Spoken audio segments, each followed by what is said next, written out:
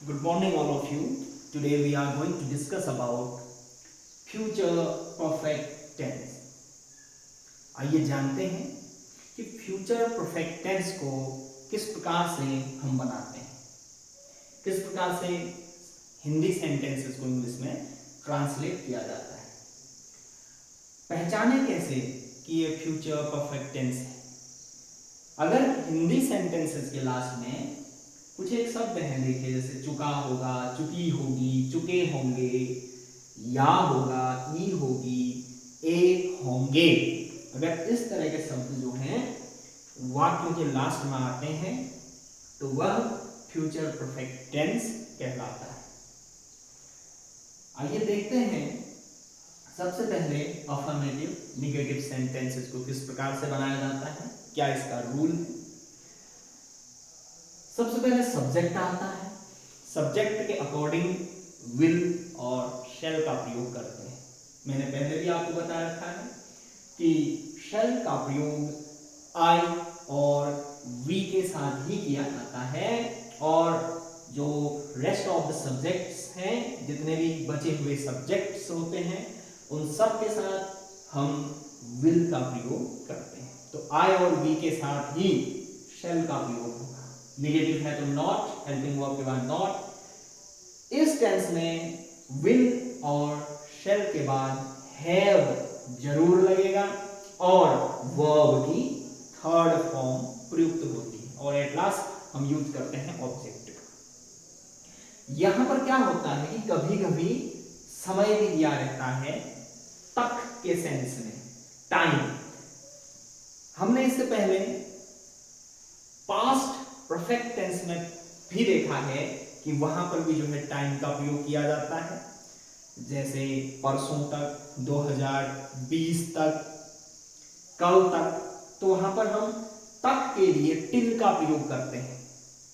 लेकिन future perfect tense में जब तक का प्रयोग हम करें, टाइम आ जाए कल तक, परसों तक, मंडे तक, नेक्स्ट वीक तक, तो वहां पर हम समय के लिए यानी कि तक को दर्शाने के लिए बाय का प्रयोग करते हैं। बाय मीन्स यहां पर है तक। आइए एक सेंटेंस मैंने यहां पर दे रखा है, इसको हम इंग्लिश में ट्रांसलेट करें। राधा सोमवार तक यहां पहुंच चुकी होगी। राधा सब्जेक्ट है, Radha will have reached here। Radha subject, इसके साथ will have आया, verb की third form here। Radha will have reached here by सोमवार, मंडे।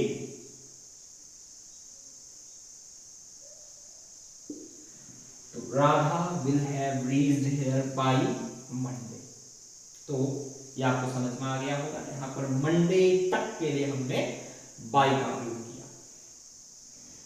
अब एक चीज इसमें इंपॉर्टेंट है, इसमें कभी कभी ऐसे सेंटेंसेस भी जो हैं आ जाते हैं जहां पर दो दो कार्य एक साथ दिखाए जाते हैं, दो दो कार्य एक साथ हो रहे होते हैं। जैसे फॉर एग्जाम्पल मैंने एक सेंटेंस यहां पर दिया है, राम के घर पहुंचने से पहले सीता गीत गा चुकी होगी। यहां पर दो कार्य हो रहे हैं, राम का घर पहुंचना और उसके घर पहुंचने से पहले सीता का गीत गाना। दो कार्य जब साथ साथ हो रहे होते हैं और उन दो कार्यों को पहले,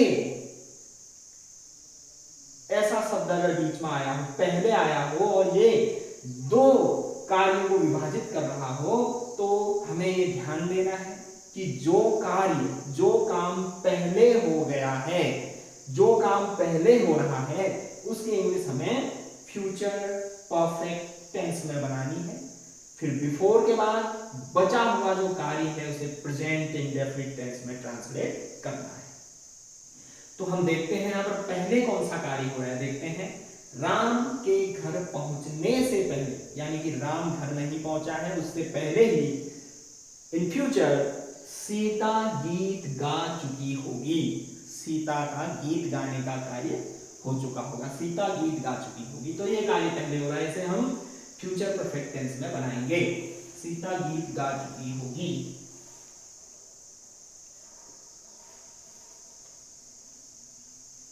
सीता will have, देखिए सब्जेक्ट will से, तो यहां will लगा, have आया, तो गीत गाने की थर्ड फॉर्म संग। Sita will have sung a song। Sita will have sung a song। अब कौन सा कार्य रह गया? राम का घर पहुंचना। राम के घर पहुंचने से पहले, तो बीच में बिफोर का प्रयोग किया जाएगा। राम का घर पहुंचना, ऐसे हम प्रेजेंट इंडेफिनिट टेंस में बना देंगे। आपको पता है सब्जेक्ट अगर सिंगुलर है तो वर्ब की फर्स्ट फॉर्म में एस या ईएस और at last object. Before Ram reaches home. Before Ram reaches home. Ram singular है तो रीच में ईएस का प्रयोग किया जाएगा और लास्ट में ऑब्जेक्ट आ जाएगा। तो ये इस प्रकार से सेंटेंस बन चुका है। Sita will have sung a song before Ram reaches home। I hope आपने वीडियो एंजॉय की होगी और ये टेंस आपके समझ में आ गया होगा। Catch you later. Thanks for watching.